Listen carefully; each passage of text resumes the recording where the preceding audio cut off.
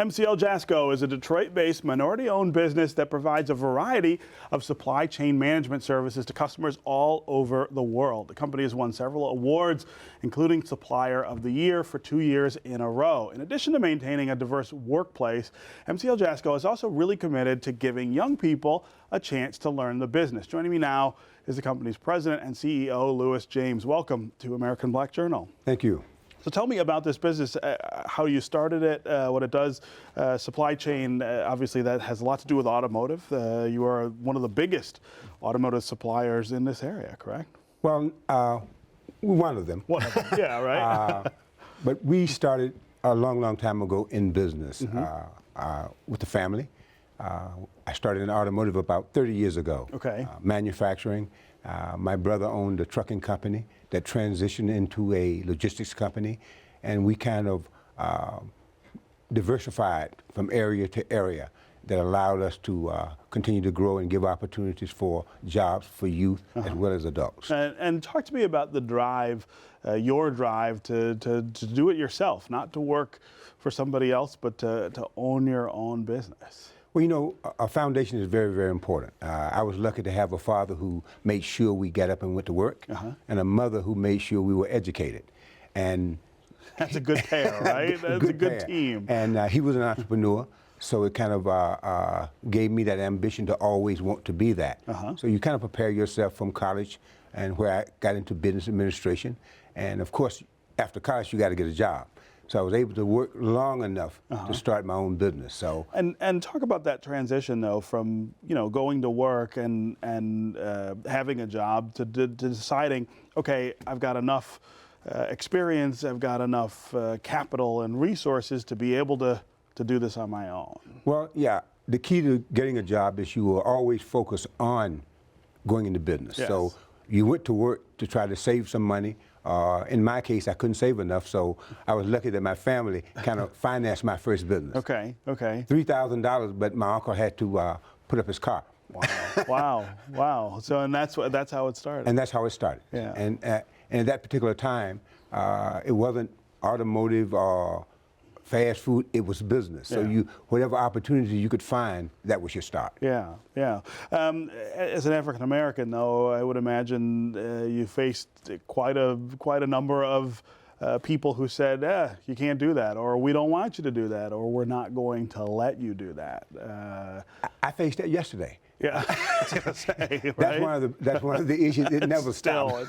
Right, you don't ever get over it. It never get over it. Just go from place to place and from profession to profession as you diversify into areas. So, but how do you sort of stare that down, right? Somebody who wants to stand in your way. Well, you just have to stare it down. And you stay focused, you stay prepared, and you make sure that you have good people around you who are capable, competent, and qualified.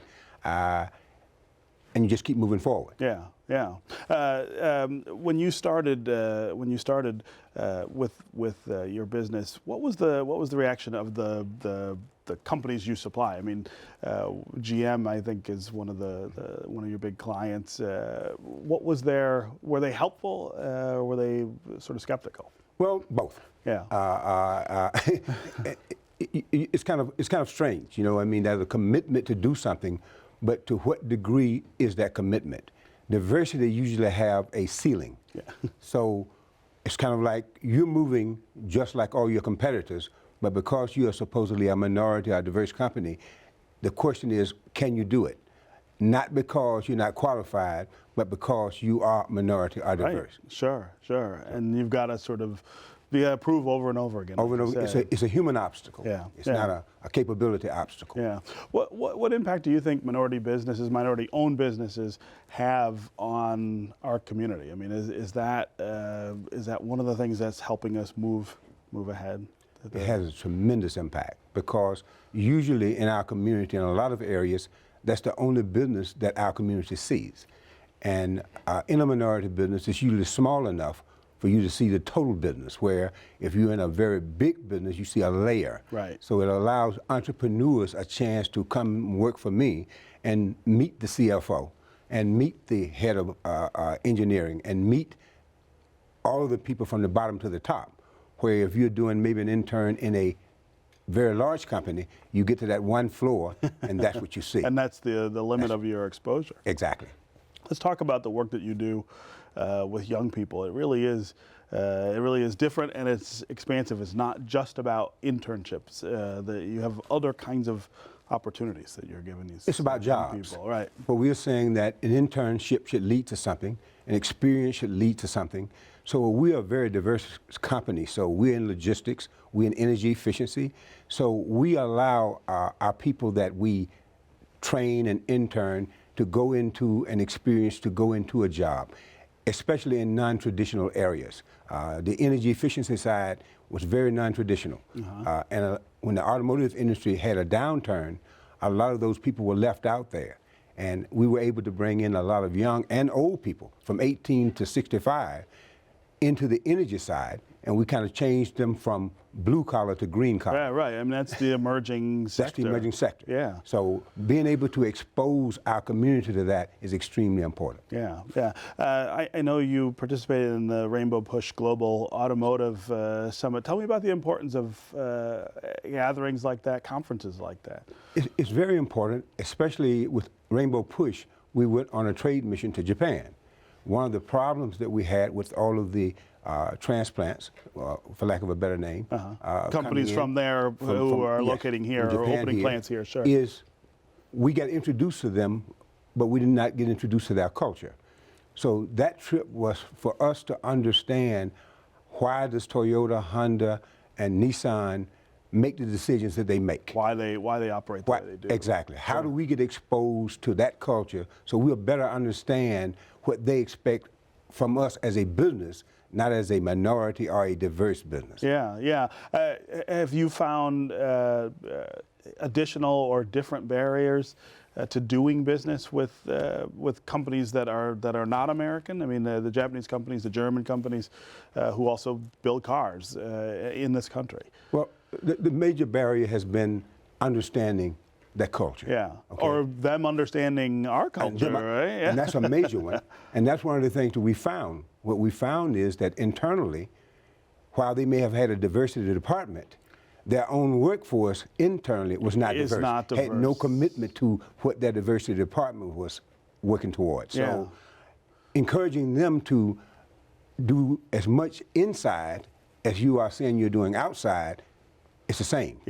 Yeah, but that's a barrier. I mean, it's a major barrier. One of the things. Major barrier. I would imagine that's a disconnect at first, at least. It never stops. Yeah. Unless a commitment is made to have that workforce to understand diversity, accept it, and value it. And value it. Yeah. Value it. That's a very important statement. And then be committed to it.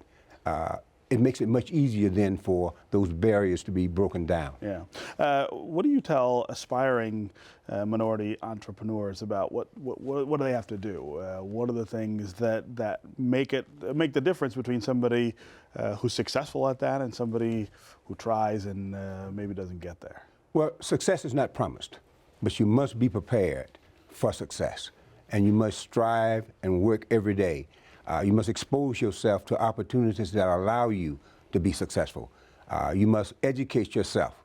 You must make sure you're educated in the field that you have chosen so that you have an opportunity to win. Yeah. And you have to listen to advice and be able to distinguish good from bad, and that's a lot of hard work. Yeah, risk is also part of that equation too, right? The risk of giving up a good job, maybe to say I'm going to go do this on my own, and I think assessing that risk sometimes is more difficult in communities like ours, where resources are more scarce, where reliance on one person who is working might be more than in another community. I mean, making that decision as to when to do it is pretty key. It's a major decision. Risk is the bottom line. Yeah. I mean, lucky for me, I came from a family that was in business, so I was able to be exposed to it.